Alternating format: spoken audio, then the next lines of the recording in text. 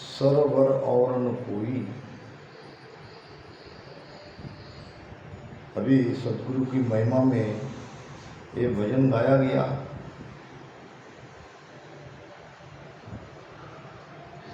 महाराज फरमाते हैं कि ठाकुर रूटा शीस गाँव एकई नर छाड़े, राजा मना उतर मुलक सुबार काढ़े, बादशाह सुण खंड देव तो लोक छुड़ावे, धर्मराय सिर कोप नरक के माय पठावे, के ठाकुर राजा बादशाह जारी आलग दौड़, गुरु रूठा सुख राम के नहीं तीन लोक में छोड़। सदगुरु की महिमा महाराज ने अपनी वाणी जी में जहाँ तहाँ सब जगह की है, क्योंकि मोक्ष का दातार ही सदगुरु है। सतगुरु बिना न मोक्ष भूप बिन पटान देवे, बादशाह बिन खंड जगत की खबर न लेवे, बादशाह बिन हुकुम जगत की खबर न लेवे। तो सदगुरु रूठने नहीं चाहिए।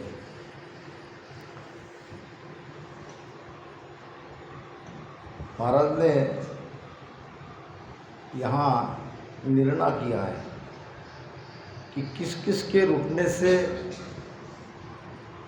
हमें क्या क्या नुकसान उठाना पड़ेगा। जगत में गांव का ठाकुर, पुराने ज़माने में ठाकुर के हाथ में पूरा गांव रहता था। ठाकुर जैसा कहे वैसा गांव को मानना था और मानते भी थे। तो अगर ऐसे ठाकुर रूठ जाए, नाराज हो जाए तो क्या करेंगे? ज़्यादा से ज़्यादा उस गांव से निकाल देंगे, गांव में दोबारा आने नहीं देंगे। ठाकुर रूठा शीस गांव एक ही नर छाड़े, राजा मना उतर मुलुक सु बाहिर काढ़े। अगर राजा रूठ जाए तो क्या करेगा? ज़्यादा से ज़्यादा मुल्क से बाहर निकाल देगा। इसी प्रकार बादशाह सुन खंड, अनेक राजाओं का एक राजा जिसे बादशाह कहते थे। बादशाह उनके अधिपत्य में जितने राजा है, यानी जितने प्रदेश है, ऐसे सब प्रदेशों से निकाल देंगे। और भी तो दूसरी जगह है।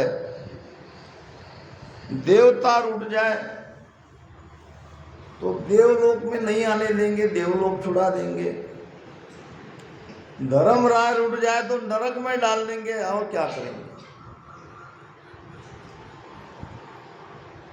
ठाकुर राजा बादशाह जारी यहाँ लग दौड़, ये इतना ही हमारा नुकसान कर सकते हैं। इतनी तकलीफें हमें उठानी पड़ सकती है, मगर एक सदगुरु अगर रूठ जाए, गुरु रूठा सुखराम कहे नहीं तीन लोक में। सदगुरु अगर रूठ जाए तो हमें तीन लोक में कहीं जगह नहीं मिलेगी। तो सदगुरु रूठने नहीं चाहिए। अब सदगुरु क्यों रूठेंगे? जब हम उनकी आज्ञा का पालन नहीं करेंगे, भजन सुमिरन नहीं करेंगे, यही तो सदगुरु का रूठना है। अब जब हम सदगुरु की महिमा करते हैं तो वो गुरु शब्द के महत्व को भी हमको जानना पड़ेगा। गुरु की महत्ति कितनी ऊंची है, कितनी बड़ी है, एक जगह महाराज ने बड़ी अच्छी बात कही है।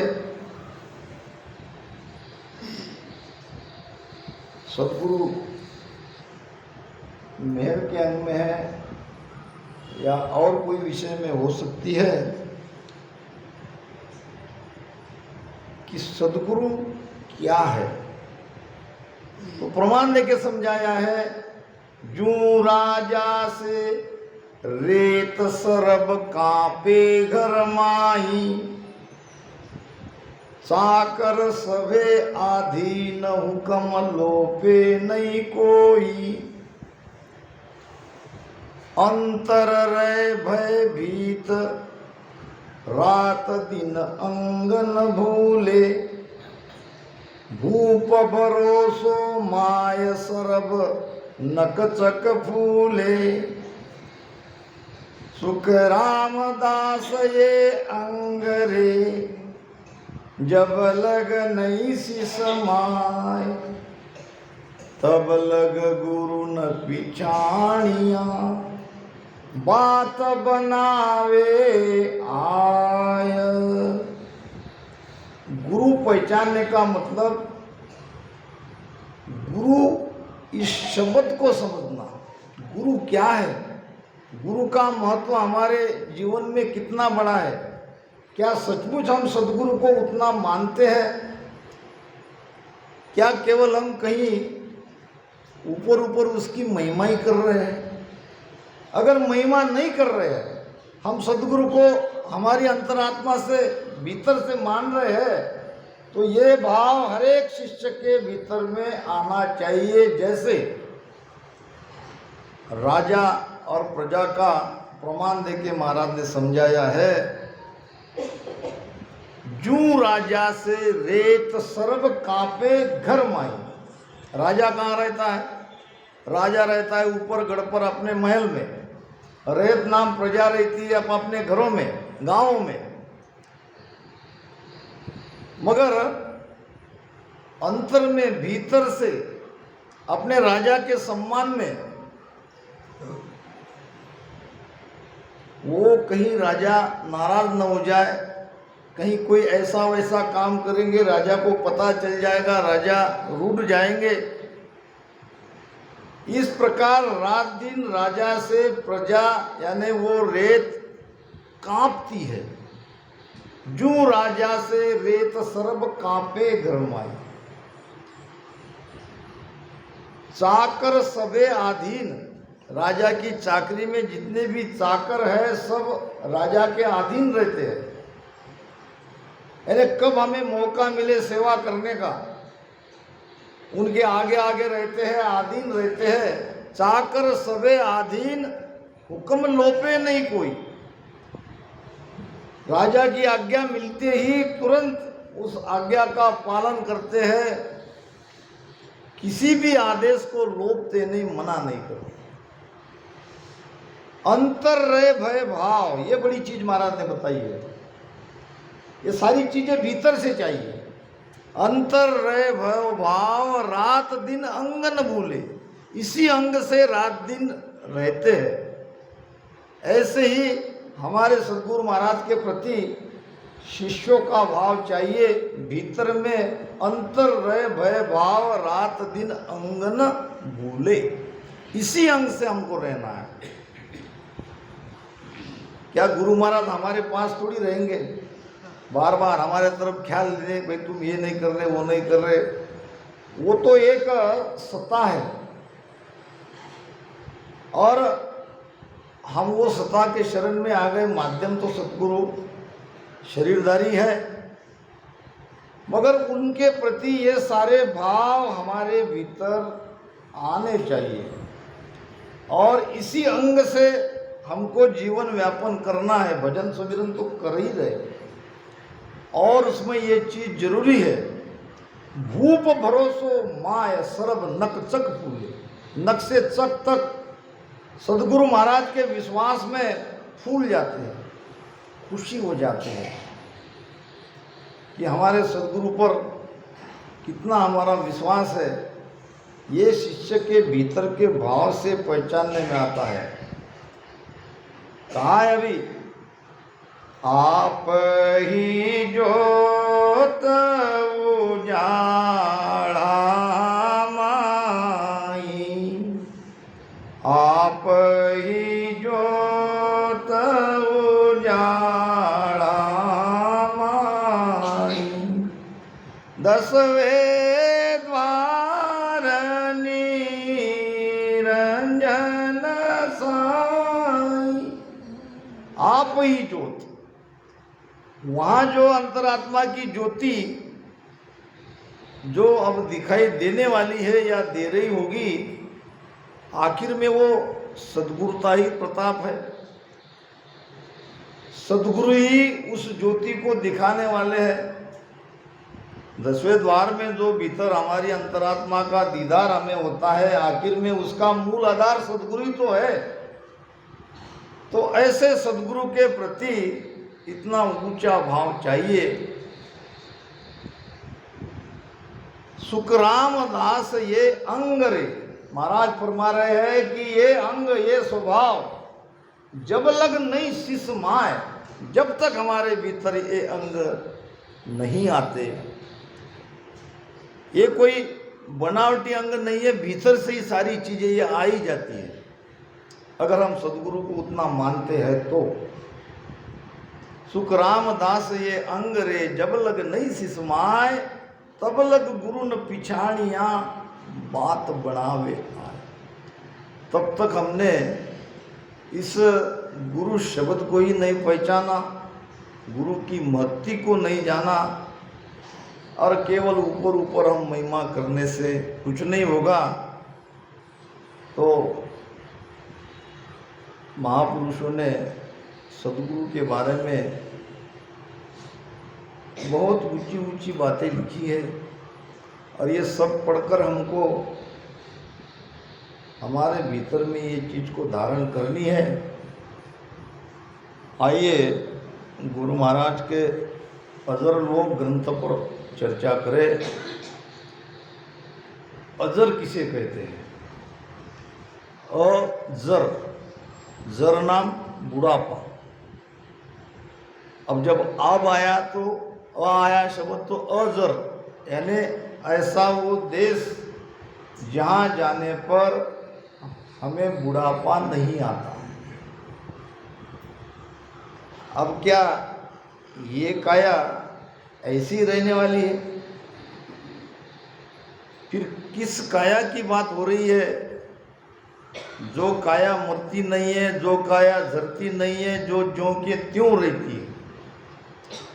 ये स्थूल शरीर है, इसके भीतर में सूक्ष्म शरीर है, और उसको नवतत्व लिंग शरीर भी कहते हैं। मन बुद्धि चित्त अहंकार और 5 प्राण, और ये स्थूल काया 5 तत्वों की है। पृथ्वी, जल, अग्नि, वायु, आकाश। फिर इसके अंदर कारण शरीर है, यानी मय का भाव रहता है। जब तक ये मय का भाव है तब तक हम कारण शरीर में ही हैं। फिर कारण शरीर के बाद महाकारण शरीर है, यानी जो मैं हूँ वो सब जगह है। सारे सृष्टि में मैं ही मैं हूँ, यानी मैं उस परमात्मा से मिला हूँ, परमात्मा मेरे अंदर है। ये महाकारण शरीर का भाव है। हमारे महाराज श्री में वाणी में पहली तो कार्जिक काया बताई है। ये मलमूत्र की काया, इसको कार्जिक काया कहते हैं, यानी इस शरीर से हम जो करेंगे उसकी प्राप्ति होगी। इस शरीर के जो भी भक्ति करेंगे, जो भी धारा में हम जाएंगे, उसका फल मिलेगा इस शरीर से। या तंसु उज्ज्वल घर जावे, इनसु राजा होई। क्योंकि ये कार्जिक काया है। दूसरी काया है कारणिक काया, यानी जब स्वर्ग का सुख भुगताया जाता है तो वहाँ तो ये काया नहीं रहती है, उसको कारणिक काया दी जाती है। और कार्णिक काया से स्वर्ग का सुख भुगताया जाता है। जब पुण्य खत्म हो जाता है तो वो कार्णिक काया निकल जाती है, फिर उस जीव को याचनिक काया में डालकर नरक का दुख उसे दिया जाता है। नरक का दुख याचनिक काया से भुगताया जाता है। याचना वो तड़प का अनुभव आता है, वो महसूस होती है। और फिर ब्रह्म काया, सूक्ष्म काया, और पांचवी काया है दिव्य काया। ये दिव्य काया ही अजर काया है। दिव्य काया से ही हंस आत्मा अमरलोक का सुख जीते जी भुगतता है। तो ये अजरलोक ग्रंथ उस दिव्य काया के बारे में कहा है। वो दिव्य काया से क्या क्या सुख वहाँ हंस भुगतता है, ये इस विषय में आएगा। बड़ा गहरा विषय है। अलौकिक ग्रंथ में प्रमाण आया है कि सूरत रूप तजी यहाँ काया, दिव्य रूप देही बनाया। ये दिव्य काया हमारी बन जाती है। अजर लोक से मैं चल आया, विपर के घर जामा पाया, विपर की सब करूं नहीं कोई, आबिद जान लखे नर मोई।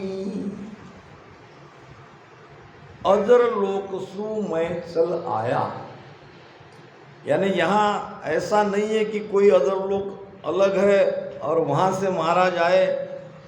महाराज जीते जी भजन सुमिरन करके अजर लोक में गए और वहाँ की स्थिति होने के बाद भजन करते करते ही अजर लोक में गए और अजर लोक का ज्ञान अब वो लेके आए। वहाँ पहुँचने का भेद, वो रास्ता हमें बताने के लिए आए। इसलिए कहा है कि अजर लोक सु मैं चल आया और विपर के घर जामा पाया, यानी शरीर मैंने लिया है ब्राह्मण परिवार का। ये ब्राह्मण का शरीर मैंने जरूर धारण किया है, मगर मैं शरीर नहीं हूँ। मेरा अनुभव तो उस देश का है, उस देश का अनुभव करके मैं आया हूँ। इसलिए ये शरीर के जो भी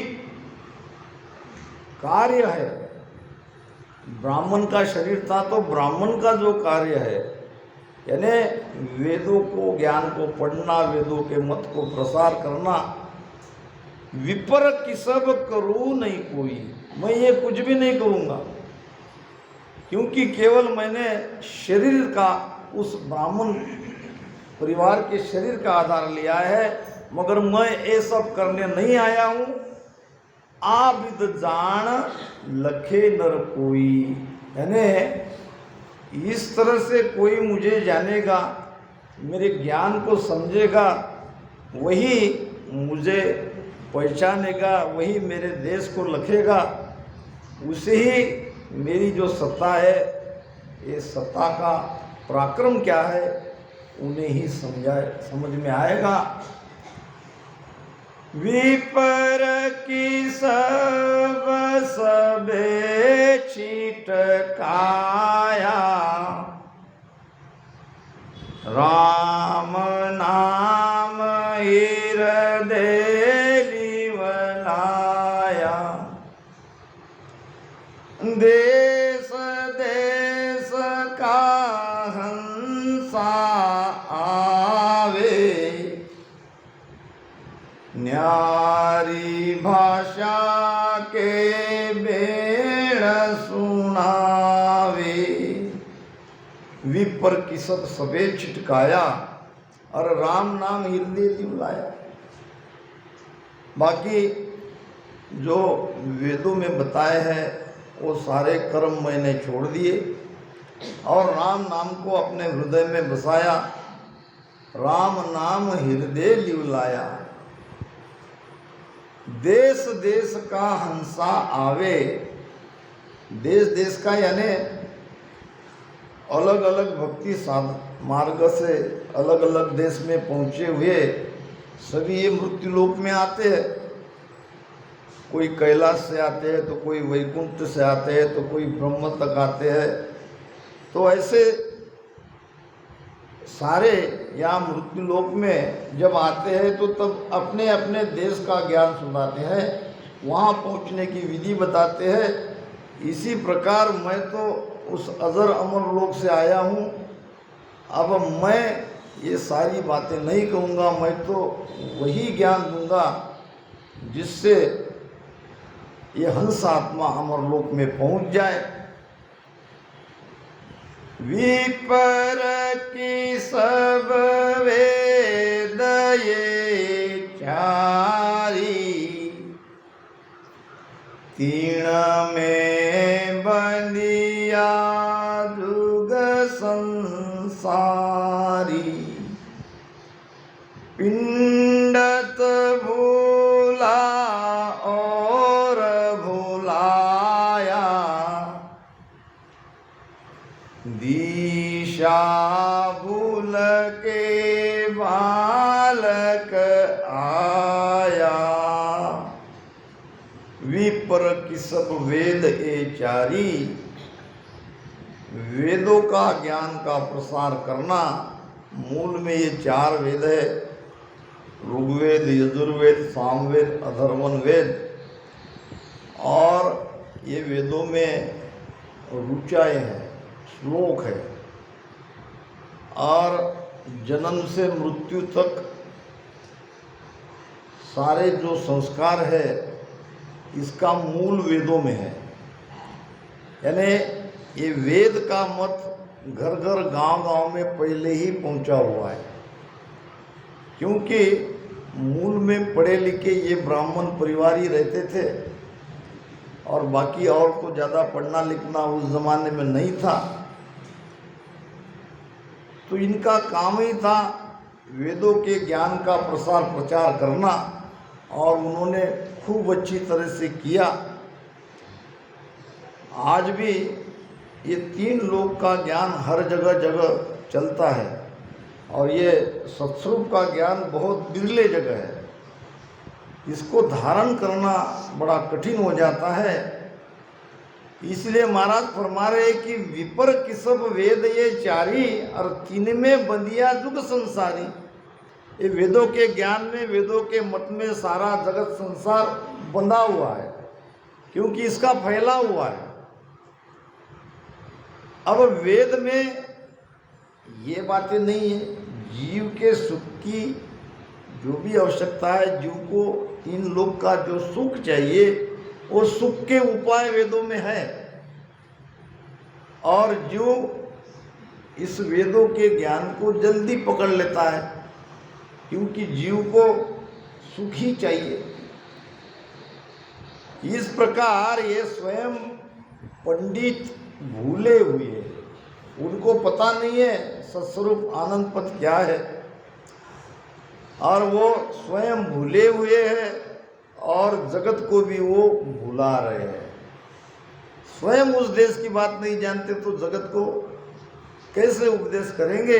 पिंडत भूला और भुलाया और दिशा भूल के बालक आया। जैसे बालक छोटा दिशा भूल जाता है, भटक जाता है, भ्रमित हो जाता है, इसी प्रकार ये सारे पंडित भ्रमे हुए हैं और संसार भी भरमा हुआ है। ये भरम्यो ये संसार यो, चीण सके नहीं कोय। हम अंतर में रम रया, बाहिर ढूंढे लोय। सारा संसार इन वेदों के मत से भरमा हुआ है, भटका हुआ है।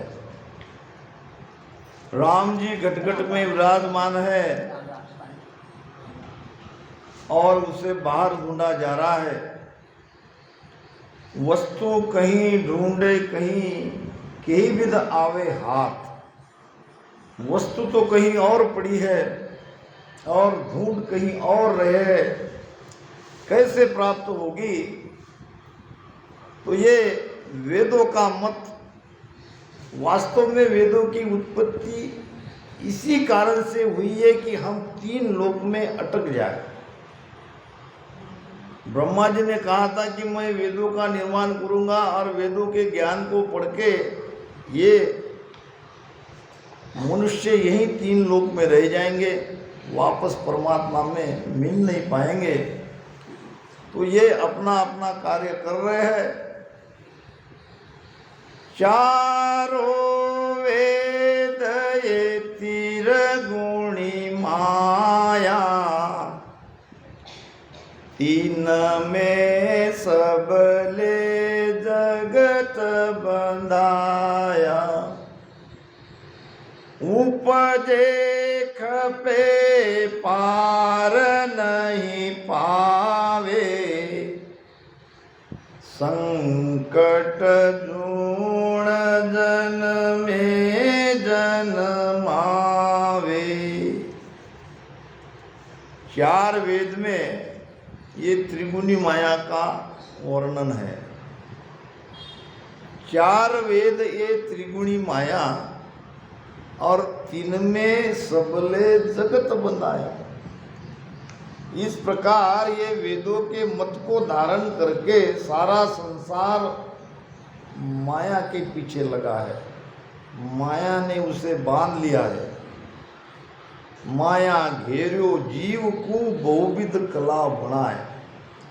क्योंकि यहाँ तो 3 लोक की सुख की ही बात कही है और फिर धीरे धीरे ऐसे हम भूल गए कि यहाँ बता रहे वो वही सही है। ये तो संत महापुरुष ने उस सत्स्वरूप आनंद पद की बात कही है, वहाँ का ज्ञान उन्होंने कहा है।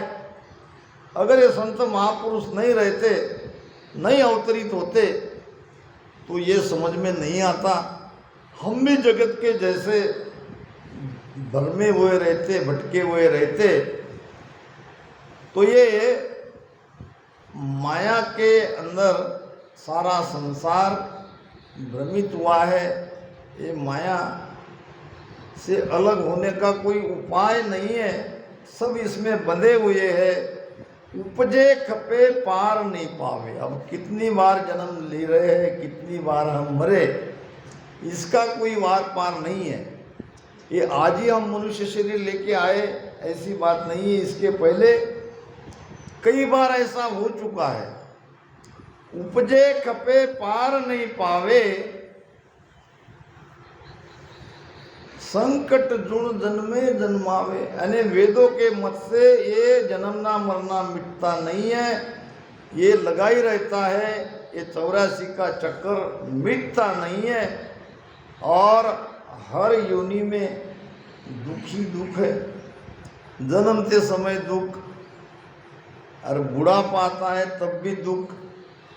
अब बाकी योनियाँ देखो, मनुष्य का तो हम देख ही रहे हैं, बाकी सारी भोग योनियाँ हैं। तो ये सब ज्ञान न मिलने के कारण या वेदों के ज्ञान के अनुसार हम जगत में बंधे हुए, इसके कारण हम सब भरमे हुए हैं। और ये तो सद्गुरु महाराज की कृपा हो गई, हमने इस ज्ञान को धारण किया, बड़भागी हम है। महाराज कहते हैं, डूबा था दे माय नहीं तर डूबा था, मारा सतगुरु काढ़ो आए नहीं तर डूबा था। काम क्रोध मद लोभ में हो सब जग डूब्यो आए, सतगुरु हेलो पाड़ी वो मेर सुनो आए। सतगुरु की पुकार हमने सुन ली, ये बड़ा अच्छा हुआ, नहीं तो हम भी डूब जाते।